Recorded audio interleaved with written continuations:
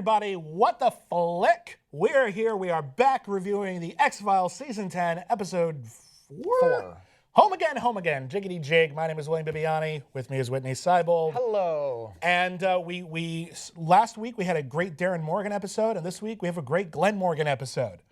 It's Morgan, coming up all Morgan. Yeah, finally, just let them do everything, like we should have been doing from the beginning, I say. Although I feel this episode was a really great Glenn Morgan episode and another episode as well, just sort of kind of crammed in sideways. Well, this is an interesting experiment in a couple of different ways, because on one hand it's a Monster of the Week episode, and on the other hand it's a very important episode for Dana Scully's character.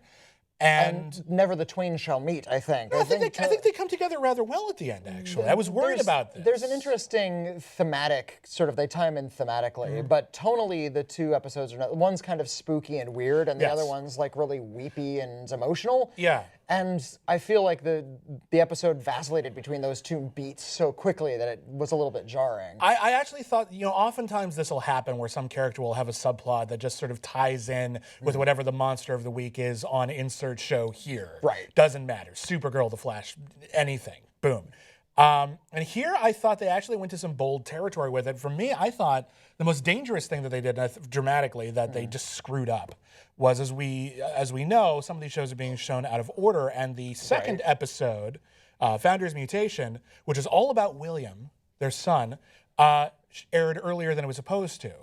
And I think it was supposed to air after this. And as a result, I don't think this episode is as strong as it should be, because they've already dealt with that pain. They've already opened up that can of worms, as it were. The whole, and it's starting to look like the whole theme of these 6 episodes are going to be about the lost son.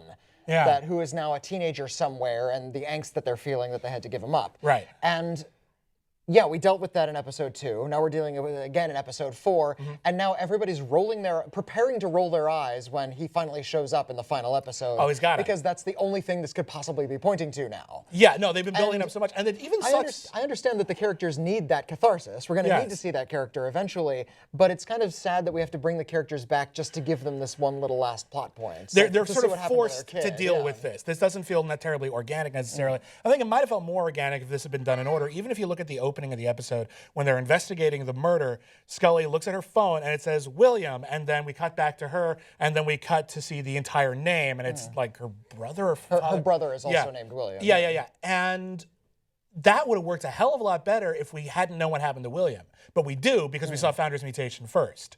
So some people are saying oh, well, listen, it's okay, we need to sort of forgive them because they're showing these out of order. No, if you show them out of order and it sucks, that's lame. And if it changes the drama, then you're doing it wrong. Exactly. But that said, the actual let's focus on the monster for a minute. I love the monster. Actually, I think the monster is really cool. They were really toying with the episode title is Home Again. One of the classic episodes of the X-Files is Home. I was so expecting a sequel to Home. Right. Like we'd get those the inbred yokels, the cannabillies. We never found out what happened to them. We opened with a homeless community. Theoretically, they could have ended up there. The homeless community is getting kind of shuffled around and abused by local bureaucrats. And then someone comes in to sort of defend them. Could have been the folks from Home. Doesn't just defend them, but dismembers the people who are harassing the homeless. Gross, wonderful Saw kind of way.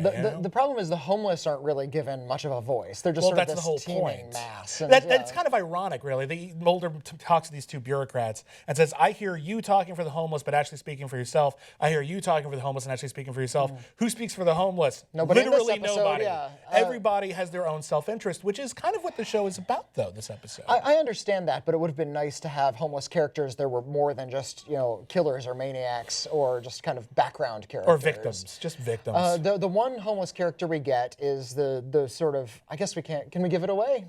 Well, yeah, we're assuming you've seen the episode.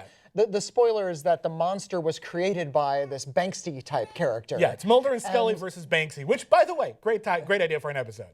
So Banksy is doing street art around Philadelphia, and his paintings are of this sort of gaunt, ghoulish man that they call the Band-Aid Nose Man. Which is kind of it's not really a tongue twister, but it's not comfortable to say. It doesn't roll trippingly off the tongue. And the painting is somehow coming to life and dismembering people. I think it was more the sculpture, but regardless, it was the idea. The idea of a boogeyman, and it came to life, which is something that the X-Files has toyed with before. For sure. It's basically a golem.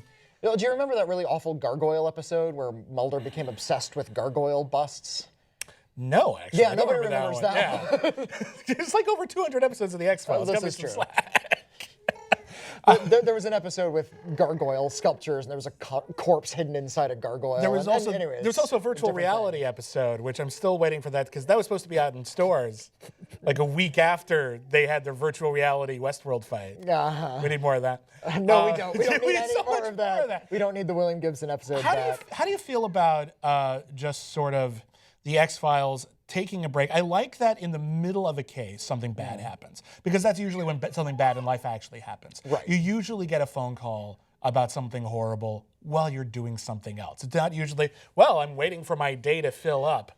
Yes. So I kind of liked that it came out of nowhere and it was just something they had to deal with in the middle of something. I thought that was very effective. I suppose in terms of reality that's effective, but it's not what I'm used to from the X-Files. I'm used to something a little bit more cut and dry. I want the episode to be about either the monster or just the family drama, and we can kind of imagine that it's being intercut with something else, like their job is being interrupted, and we can extrapolate that in our imaginations. It's fine. We don't need to actually see it because it kind of throws off the pacing of the show.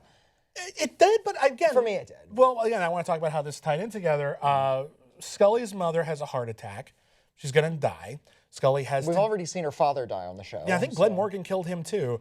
But so we're dealing with this very natural, very human drama. We're dealing with these very simple things that I think we can all relate to. The idea that someone dies and then you find out you didn't know everything about him and you regret. She had that great line about how all I want to do is ask. I'm tired of asking big questions. I want to ask some little ones. I want a chance to ask a few little ones. Right? It was really, really sweet. And this is a great acting moment from Gillian Anderson in particular. It's really, really really good. And it was I wonder really... if we can hear your son crying off camera, by the way. I think it's thematically appropriate. My son is here visiting. He's my own progenitor, giving a little bit of an extra hand. And we talk a little bit about how the idea of, and it's honestly, it's almost upsetting and disturbing. The idea that the decision to put your child up for adoption is being equated here to throwing them away. Right. And one wonders for a moment if that is in some way sort of irresponsible thinking. But I think The X-Files is at its heart a horror show. And horror shows are about our anxieties and how logic doesn't necessarily come into a factor when you're worried about something. If you feel like you've wronged someone you love, you feel guilt and you feel anxiety over that. And this is a show about confronting those issues and dealing with your choices. But this issue isn't about the horror of giving up your child. It's actually about the very, very personal anxiety that you feel. It's about that. Isn't that horrifying? Not in the horror way. It's not fear that they're talking about. It's parentage. You're a parent. You don't experience fear about stuff like this? You don't have anxiety? The fear you get from a horror show deals with more of a fear of mortality. I think the fear of like parental anxiety is a different animal. Well, there are a lot of horror movies about parental anxiety. Why can't the show get with in a different way on the show? You know, we're not looking at sort of if it was about her. You know what? You're right. I don't care. No. I really want to know what you're talking about. I really think it's interesting. I think that the kind of parental horror that you're talking about, that sort of anxiety, that is the stuff of drama. That is the stuff of reality. When you look at horror, you're using kind of a fantasy or death or mortality to explore a bigger anxiety.